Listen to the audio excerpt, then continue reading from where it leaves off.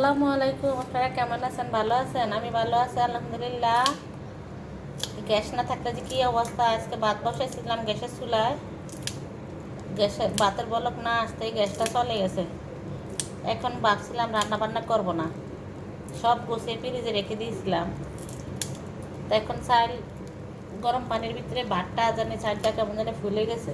তো এটা rice cooker নামিয়ে তা এখানে বসিয়ে ভাতটা রান্না করছি, কিন্তু ভাতটা নরম নরম হয়েছে। যাক যেরকম হয়েছে, এখন বলে থাক রাইস কুকারে তার একটা বাটি আছে, এটার মধ্যে মাংস ভেজে মাল্টি কুকারে বসালে হবে না। মাল্টি কুকারে ঝোলে আলু মিলিয়ে সব হয় না। এই দিয়ে দিলাম আদা,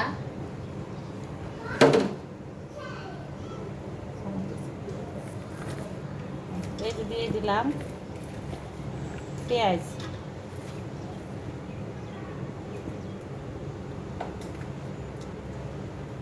পেঁয়াজ একটু বেশি দিলে মাংসটা একটু ঘন ঘন হয়। দিয়ে দিলাম রসুন, সব হাতের কাজ দিয়ে করলাম আজকে, সব হাত দিয়ে করতে আছি, চামচ লাগাই না, বেশি খিদা লেগেছে। এখান থেকে আরেকটু দিয়ে দিলাম আদা, আলু দিব তো।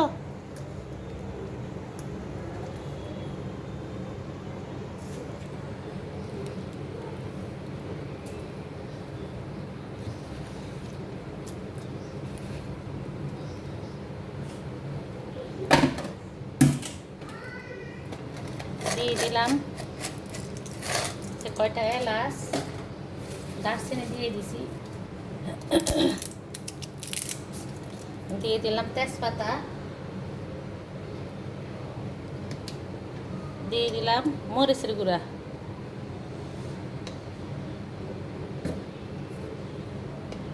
হলুদের গুঁড়া। হলুদটা একটু পরিমাণে কম দিতে হয়, তাই কম দিলাম। এটার সাথে আমি আলুটাও দিয়ে দিব।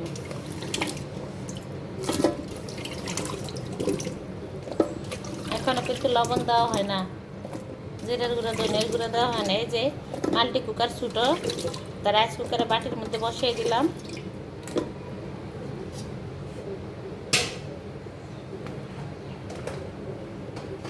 একদম কিন্তু হয়ে যেতে, যাক যা হবার হয়ে গেছে। এখন সামনে কি হবে সেটা চিন্তা করতে হবে, সেই চিন্তা করে এখন রান্না করতে আসছি, বসে থেকে কোনো লাভ নেই। দিয়ে দিলাম জিরা ধনিয়ার গুঁড়া,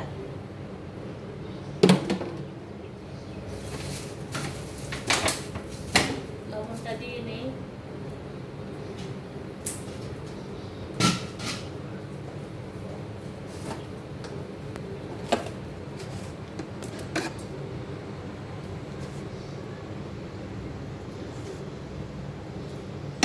লবণটা এখানে আলু মাংস সব মিলিয়ে লবণ দিলাম, আবার একটু ঝোলও তো দিব, তাই একটু লবণটা যেন মাংসের মধ্যে ঢুকে। লবণ যদি মাংসের মধ্যে না ঢুকে তাহলে মাংসের ভিতরে পানসা লাগে।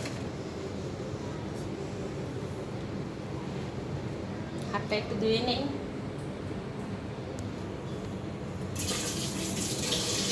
আমার কাছে গ্যাসে রান্না করতে করতে অভ্যস্ত, কারেন্টে যত কিছু হোক শান্তি লাগে না।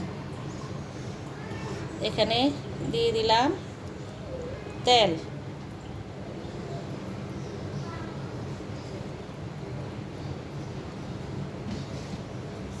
এখন আমি হাতে মেখে নিব।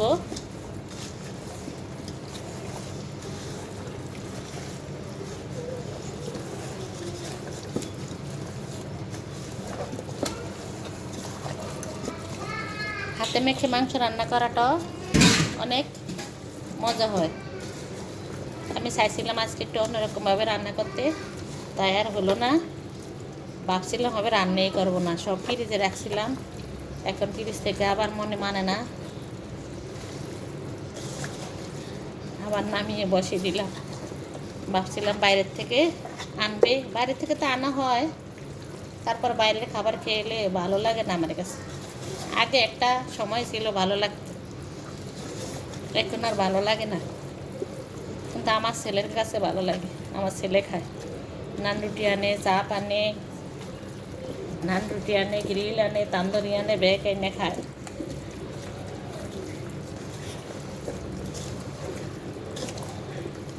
আলু মাংস সব একসাথে দিয়ে দিলাম।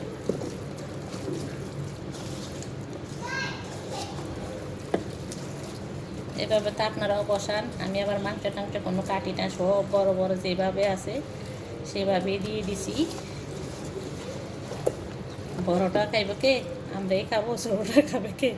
আমরাই খাবো। দিয়ে দিছি সেটাই।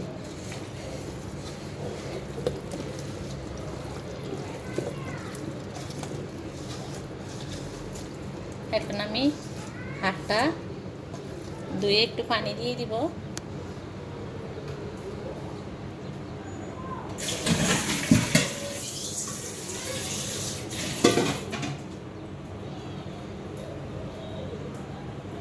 এই যে হাতটা দিব,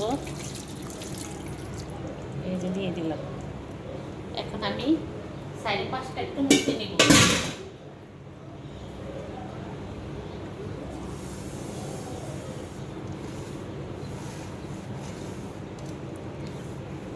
কতখানে কত রকম বাষ্টবুষ্ট হয়, তাই ভয় লাগে।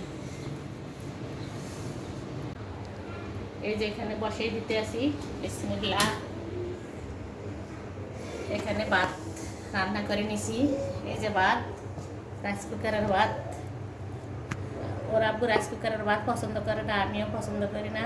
রান্না করে নিলাম। টেকা টেকা মানুষের মাঝে মধ্যে চলতে হয়, তাই এখানে সুইচ দিলাম। বিসমিল্লাহ। এখন ওটা ঢাকা দিয়ে দিব।